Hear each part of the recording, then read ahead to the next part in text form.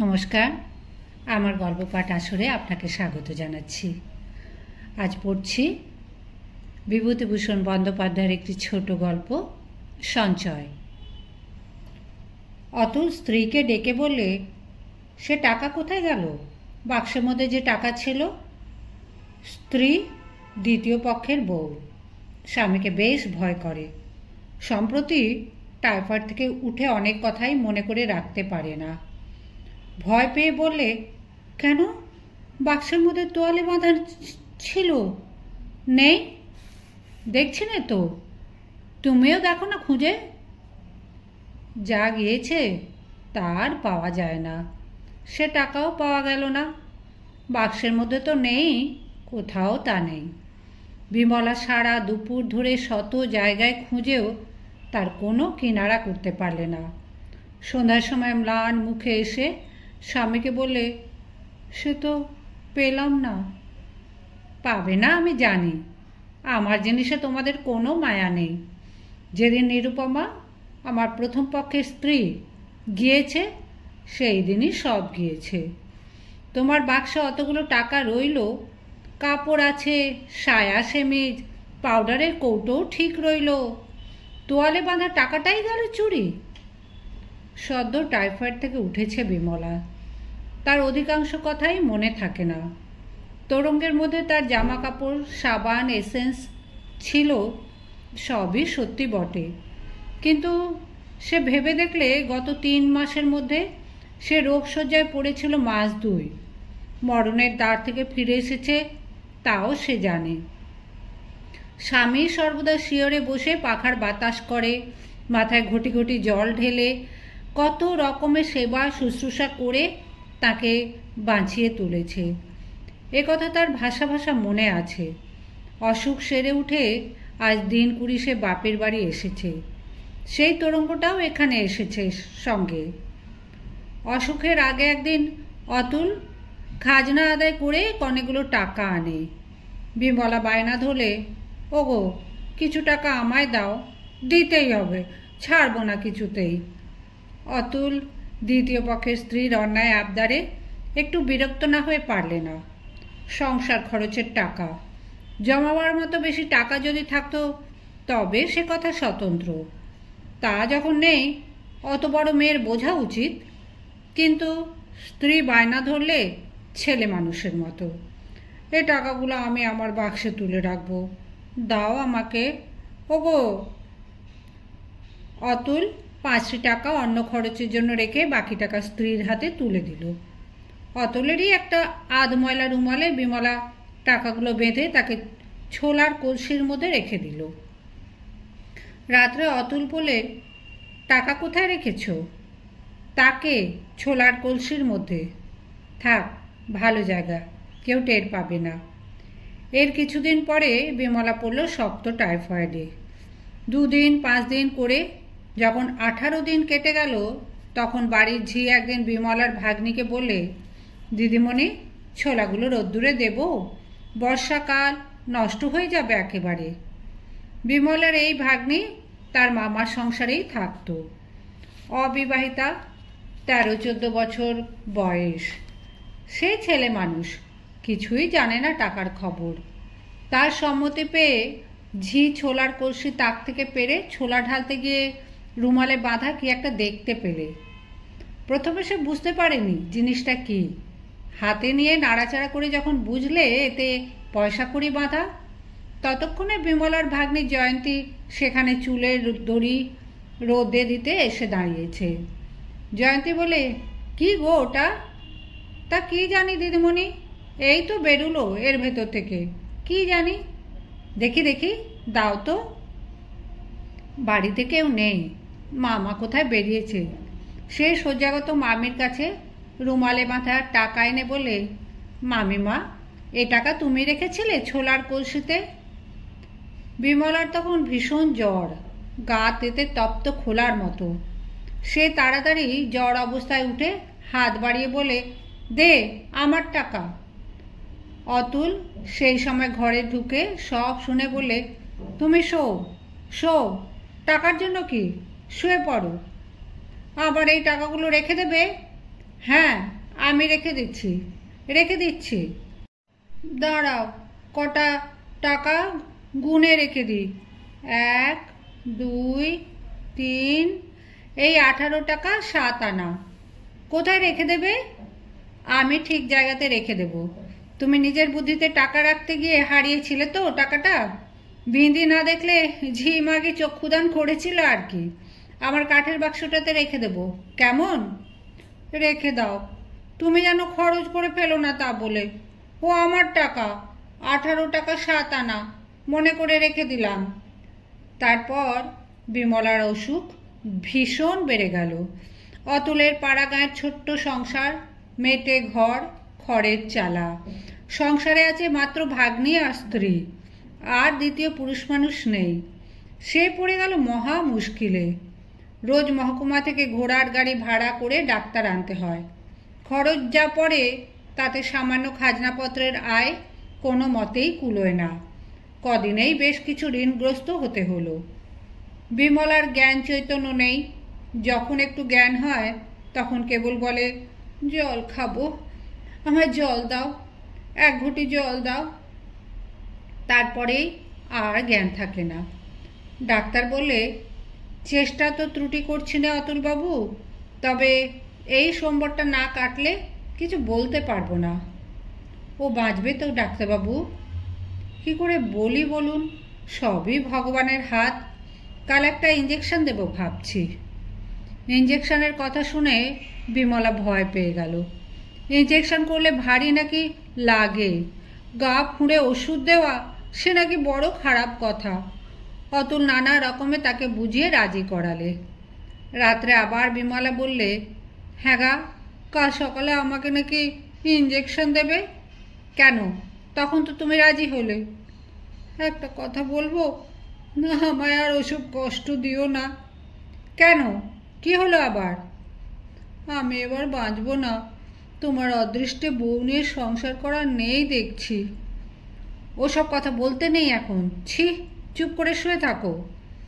তোমার কোনো বুদ্ধি নেই, যা বলছি তাই শোনো। শুনেছি, তুমি বেশি কথা বলো না, ডাক্তারে বারণ করে গিয়েছে। হ্যাঁ গা, তুমি আমায় বাঁচিয়ে তুলতে পারবে? সে আবার কি কথা, নিশ্চয়। তোমার কি হয়েছে? এর চেয়েও শক্ত অসুখ হয় লোকের, তারা বেঁচেও ওঠে। বলে অতুল কে কোন দুঃসহ ব্যাধি থেকে মুক্তি পেয়েছে তারই তালিকা কতক স্মৃতি থেকে কতক কল্পনার উপর নির্ভর করে আবৃত্তি করতে লাগলো স্ত্রীর শিয়রে বসে।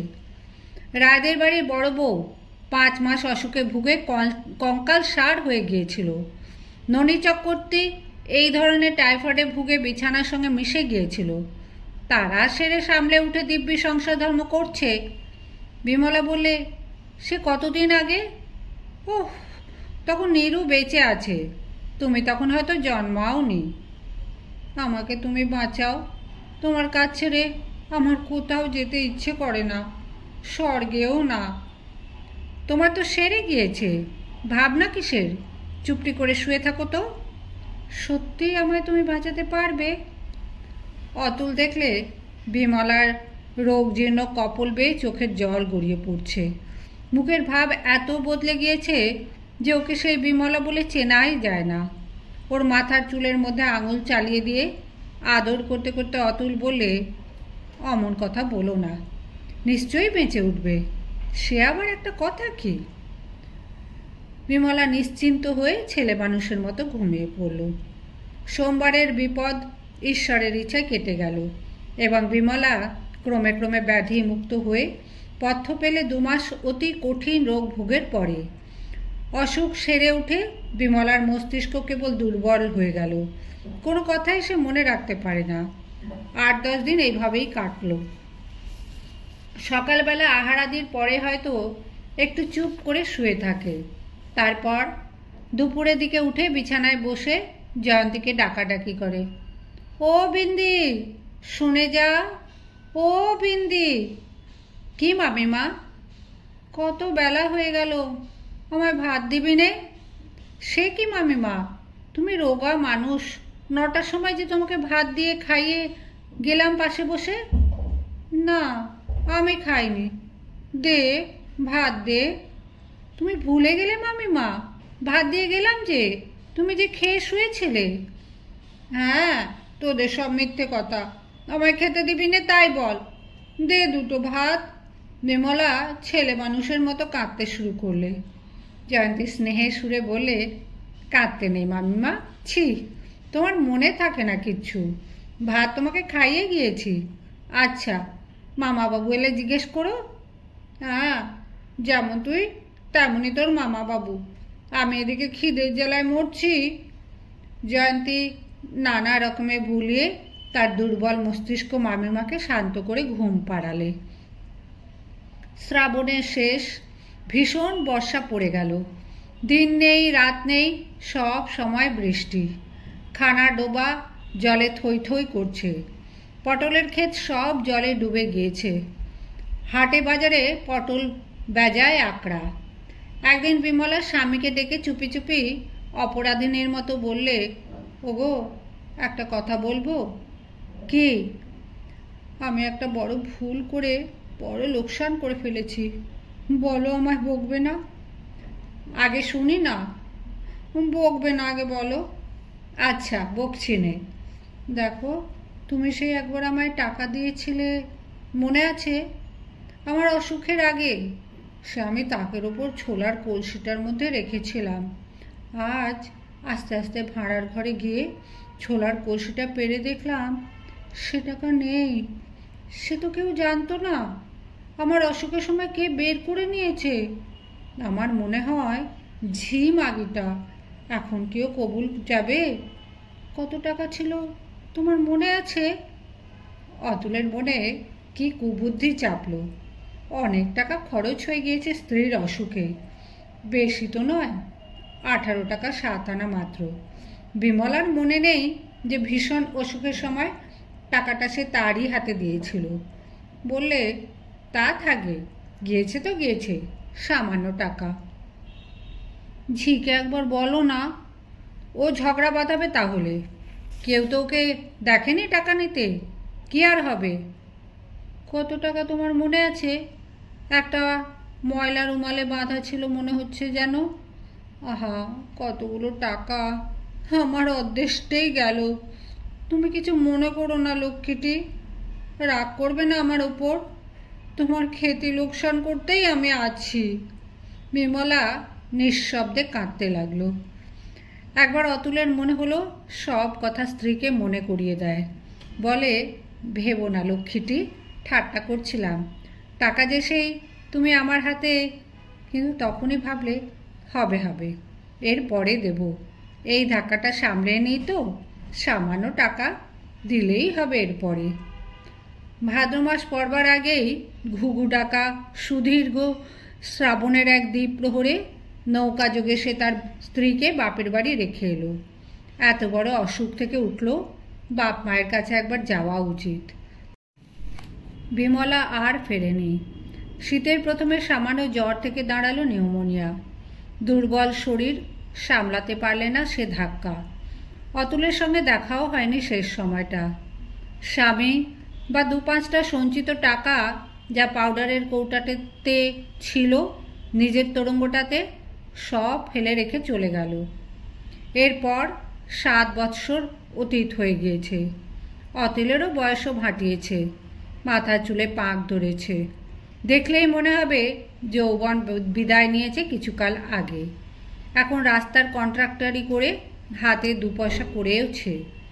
আগের চেয়ে অবস্থা ঢের ভালো। গ্রামের মধ্যে একজন সঙ্গতিপন্ন লোক সে বর্তমানে। এবার স্থানীয় ইউনিয়ন বোর্ডে প্রেসিডেন্টও নির্বাচিত হয়েছে। শীতকালের দিন সে বসে চৌকিদারের মাসিক বেতনের বিল পরীক্ষা করছে। এমন সময় পাশের ঘর থেকে সরোজিনীর তৃতীয় পক্ষের স্ত্রী, 2টি ছেলে ও একটি মেয়েও হয়েছে। উত্তেজিত কণ্ঠস্বর শোনা গেল, শোনো শোনো, শিগগির এদিকে এসো তো, দেখো দেখো।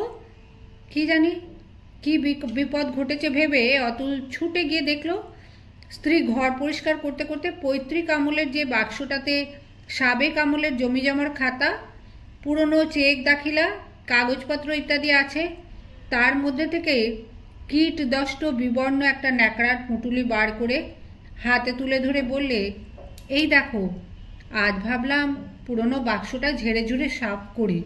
কাগজপত্রের ভেতর এই দেখো কি ছিল। কি বলো তো এটা? বোধহয় টাকা কড়ি।